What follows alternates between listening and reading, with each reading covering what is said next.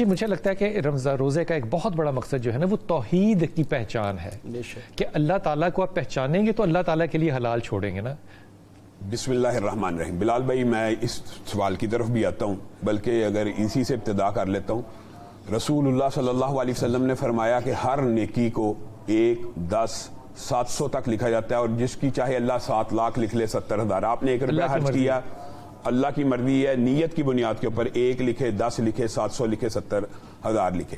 لیکن روزہ واحد ایسی عبادت ہے کہ جس وقت فرشتے یہ عمل مکمل ہوتا ہے، انشاءاللہ آج افطاری کریں گے تو فرشتے اس کو نوٹ کرنے کے لیے بڑھیں گے اور لکھنا چاہیں گے، اور اللہ سے پوچھیں گے اللہ کتنا لکھا جائے، تو اللہ کہے گا صوم لی، یہ روزہ میرے لیے، اس کو صرف روزہ لکھ دو، میں قیامت کے دن اس کا اجر خود بتاؤں گا بندے کو کہ کیا ہے. توحید کا مطلب یہ ہے جو آپ نے سوال کیا کہ یہ واحد عبادت ہے، واحد. بلکہ محدثین نے 2 عبادات کا ذکر کیا ہے. اول عبادت یہ ہے کہ جس کے اندر توحید اس طرح کی ہے کہ ریاکاری انسان کرنا بھی چاہے تو ممکن ہی نہیں ہے، کیونکہ انسان تنہا ہے، اس وقت پانی پی سکتا ہے، اس وقت کھانا کھا سکتا ہے، نہیں کھاتا چھپ کے کر سکتا ہے، چھپ کے کر سکتا تھا نا. لیکن اس کے اندر یعنی ریاکاری سے بچنے کے لیے بھی یہ عبادت بڑی اہم ہے. ایک بات میں استقبال رمضان کے حوالے سے ضرور کہوں گا کہ حضرت طلحہ بن عبید اللہ کی یہ روایت ہے. انہوں نے کہا کہ 2 لوگ بیک وقت مسلمان ہوئے، ایک ان میں سے جہاد فی سبیل اللہ کا شوق رکھتا تھا، ایک عام عبادت گزار تھا. جو جہاد فی سبیل اللہ کا شوق رکھتا تھا وہ اللہ کی بارگاہ میں شہید ہو گیا، اور ایک شخص جو عام عبادت گزار تھا وہ 1 سال بعد طبعی موت فوت ہو گیا. میں نے خواب دیکھی جو طبعی موت فوت ہوا ہے وہ بلند درجے پہ ہے اور وہ جنت میں پہلے داخل ہو گیا ہے، شہید بعد میں داخل ہوا اور کم درجے پہ ہے. میں رسول اللہ صلی اللہ علیہ وسلم کے پاس آ کے یہ خواب لے کے آ گیا تو رسول اللہ صلی اللہ علیہ وسلم نے خواب سنا اور مسکرانا شروع ہو گئے اور کہا طلحہ وہ تو جو شہید ہو گیا اس کا بڑا درجہ ہے، بہت بلند مقام ہے، اس کو ہم کم نہیں کر رہے، لیکن جو زندہ رہا تھا اس نے 1 سال روزے مدید نہیں تھے رکھے، 1 سال نماز مدید نہیں تھی پڑھی، اس نے 1 ماہ کے روزے اگر مدید رکھے تھے تو اس کا اور شہید کا فاصلہ اتنا ہے جتنا زمین سے لے کے آسمان کا. اور اگر آپ دیکھیں نا روزے کی عبادت کو اور استقبال رمضان کو تو ہمارے محدثین کا یہ طرز عمل تھا، 6 ماہ قبل دعا کرنا شروع کر دیتے تھے کہ اللہ رمضان کا مہینہ پاس. لال بھائی میں یہ کہہ رہا تھا کہ رمضان کا مہینہ اتنا بابرکت ہے، اتنا مقدس ہے کہ رسول اللہ صلی اللہ علیہ وسلم نے فرمایا کہ یوم کتابت تقدیر میں کچھ لوگوں کو، آپ کو پتا اللہ نے سب سے پہلے قلم کو پیدا کیا اور حکم دیا لکھ دے قیامت تک ہر چیز، ہر شے کی تقدیر لکھ دی، تو وہاں پہ کچھ لوگوں کو جہنمی لکھا گیا.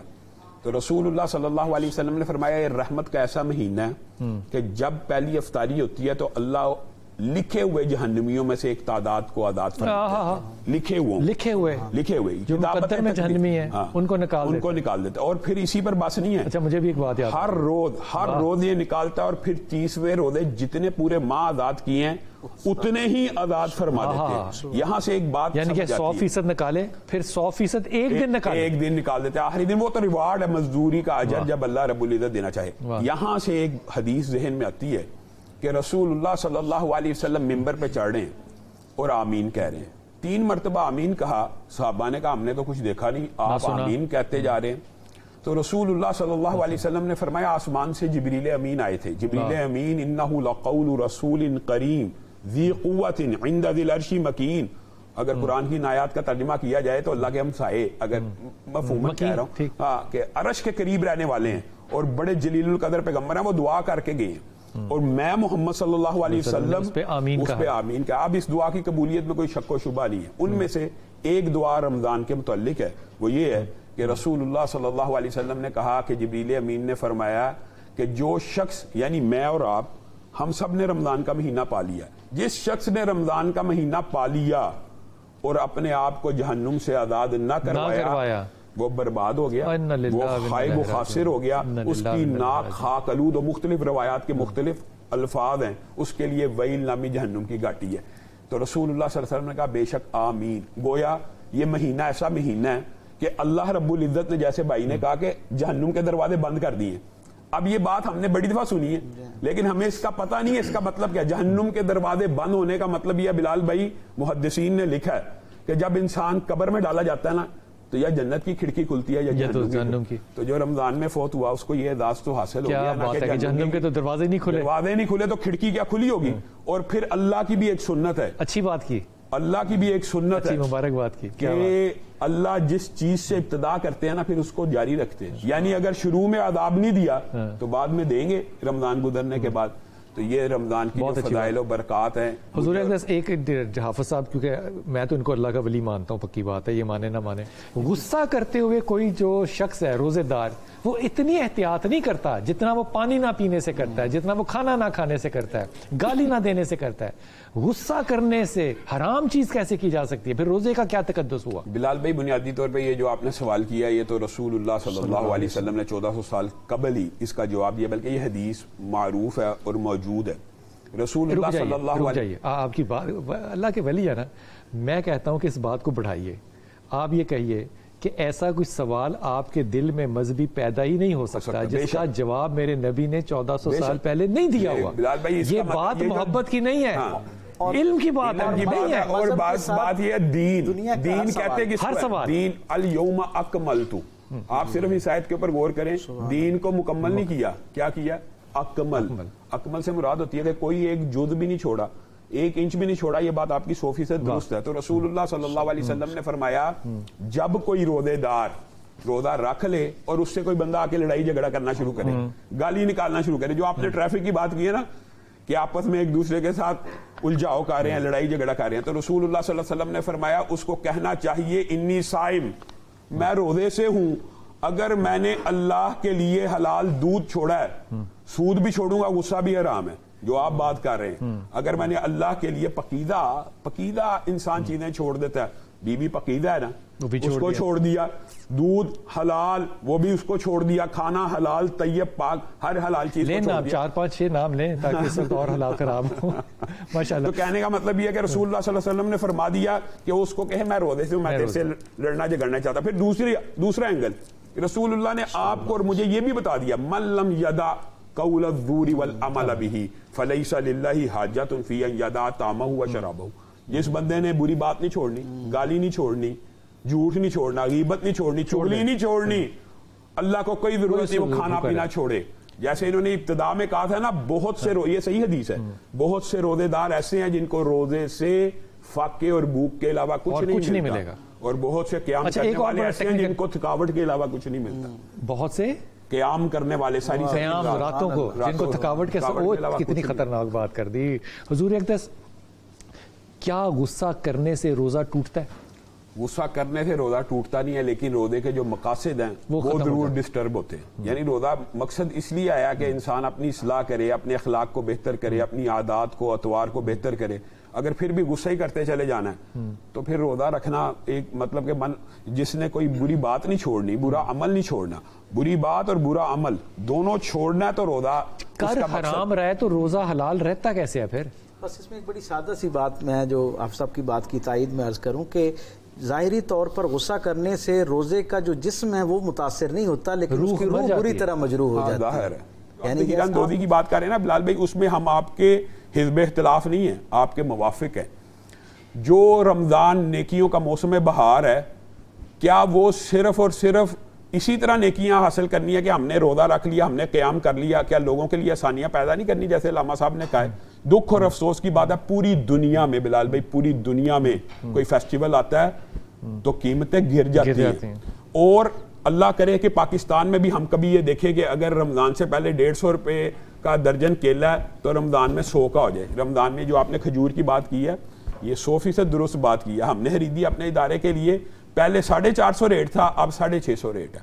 اچھا بلا وجہ, حالانکہ یہ کولڈ سٹوریج کی کھجوریں, کولڈ سٹوریج کی, وہ ذاتی کھجور ایران کی اور ادھر ادھر کی کھجور کولڈ سٹوریج کی. میں یہ کہتا ہوں کاش پاکستانی تاجر کو, رسول اللہ صلی اللہ علیہ وسلم کو, اور آپ کو چاہیے کہ ظہیرہ اندودی کے اوپر بھی ایک پورا پروگرام کریں کہ رسول اللہ صلی اللہ علیہ وسلم نے کس قدر نفرت فرمائی ہے مسلمانوں کی خوراک روکنے والے کے لیے. خشک اور گیلے کے اوپر آپ نے کتنا, آپ بتائیں, رسول اللہ صلی اللہ علیہ وسلم ناراض ہو گئے ہیں, ناراض تھے. تو میں یہ کہتا ہوں کہ اللہ کرے پاکستانی تاجروں کو بھی اللہ تعالیٰ ہدایت دے. ہم سب حالانکہ وہ ذخیرہ نہیں تھا, وہ ذخیرہ نہیں تھا, وہ تو صرف غش تھا نا کہ وہ ملاوٹ کر کے بیچ رہا تھا ایک گیلی گندم کے اوپر خشک گندم, تو وہ تو ملاوٹ تھی, وہ بھی اسلام میں پسندیدہ نہیں. تو ذخیرہ اندوزی تو خوراک کو روکنا, اور پھر اس کی قیمت کا اس قدر چڑھ جانا. تو ایک تو تاجروں کو بھی چاہیے کہ اگر رمضان میں نیکیاں حاصل کرنا چاہتے ہیں تو وہ روزے داروں کو ریلیکس کرے, سستا کرے, کم کما لیں. اور دوسری بات جو علامہ صاحب نے وقفے کے دوران کہہ رہے تھے کہ یہ قیمتیں کنٹرول کس نے کرنی ہے؟ حکومت نے. تو کہاں ہے؟ کہنے کا مطلب یہ حکومت عاجز ہے, نہیں کر سکتی, اب کہاں سے لائے وہ اتنا میکنزم کے کنٹرول کرے؟ حدیث ہے اس کے اندر الفاظ موجود ہیں جو واضح ہیں. سرکش شیاطین کو قید کر دیا جاتا ہے. اس سے مراد یہ ہے کہ ابلیس اور اس کے جو بڑے حواری ہیں وہ سارے قید ہیں. اچھا. لیکن جو کرین, جو شیطان میرے اور آپ کے ساتھ پیدائش کے وقت پیدا ہوا وہ نہیں قید, وہ جن, وہ شیطانی صفت کا ہی جن ہے نا. وہ ابلیس نے اللہ کے ساتھ مکالمے میں یہ کہا تھا آدم اکیلا تھا, میں اکیلا تھا, تو میں نے اس کو گمراہ کر دیا. اب اگر اس کی اولاد ہونی ہے تو میری بھی اتنی ہی میری صفت کی اولاد ہوگی. تو میں اچھا وہ جو کرین ہوتا ہے نا بلال بھائی, وہ نہیں قید ہوتا. یہ بات ذہن میں رکھیں. وہ کرین ہمارے ساتھ آج بھی موجود ہے. وہ حتیٰ کہ قبر کے اوپر جا کے بھی, قبر میں دفن ہونے وقت جب سوالات ہو رہے ہوتے ہیں وہاں پہ بھی گمراہ کرنے کی کوشش کر رہا ہوتا ہے قبر والے کو بھی اس وقت تک. تو شیطان تو پھر کچھ کر ہی نہیں رہا نا. شیطان تو کر رہا ہے نا. یہ میں بتاتا ہوں, کرین جو ہوتا ہے, جو آپ نے لفظ بولا مدر بورڈ, کرین جو ہوتا ہے وہ کس سے قوت حاصل کرتا ہے, کس سے مشورے کرتا ہے, کس کو جا کے رپورٹ دیتا ہے؟ رسول اللہ صلی اللہ علیہ وسلم نے فرمایا کہ جا کے ابلیس کو ہی رپورٹ دیتے ہیں. آج میں نے اس گھر میں جدائی ڈال دی, وہ کھڑا ہو کے استقبال کرتا ہے, ان کو شاباش دیتا ہے. باقی جرموں کی شاباش نہیں مل رہی اس کی کہ میں نے گھر میں دو لوگوں کے درمیان دوری ڈال دی. یہ جو خیالات ہوتے ہیں نا, ویسے بھی جو انہوں نے بات کی ہے نا کہ انسان کے ذہن میں ایک خیال ہر وقت, یہ حدیث سے ثابت ہے, فرشتہ ڈال رہا ہوتا ہے اور ایک خیال یہ کرین ڈال رہا ہے. یہ صحیح حدیث ہے. یعنی نیکی کا خیال بھی آ رہا ہوتا ہے اور برائی کا خیال بھی آ رہا ہوتا ہے. نیکی ڈال رہا ہے فرشتہ, کرین ڈال رہا ہے برائی. ہاں برائی. تو میرا اختیار کہاں گیا پھر آگے؟ تو یہ تو اللہ تعالیٰ نے قرآن میں بتا دیا نا, وَهَدَيْنَاهُ النَّجْدَيْنِ, دو راستے بتا دیے ہیں, دکھا دیے. ایک فرشتہ دکھا رہا ہے, ایک کرین دکھا رہا ہے, تو دو راستے تو دکھا دیے نا. آپ کی مرضی ہے, آپ جس کے اوپر چلنا چاہیں. اسی لیے رسول اللہ صلی اللہ علیہ وسلم نے فرمایا کہ جب بھی انسان کو نیکی کا ارادہ کرے تو اسی وقت کر گزرے کہ کہیں بہک نہ جائے. دوسری بات بلال, لیکن جب نیکی کا ارادہ کرے تو اجر بھی مل جاتا ہے.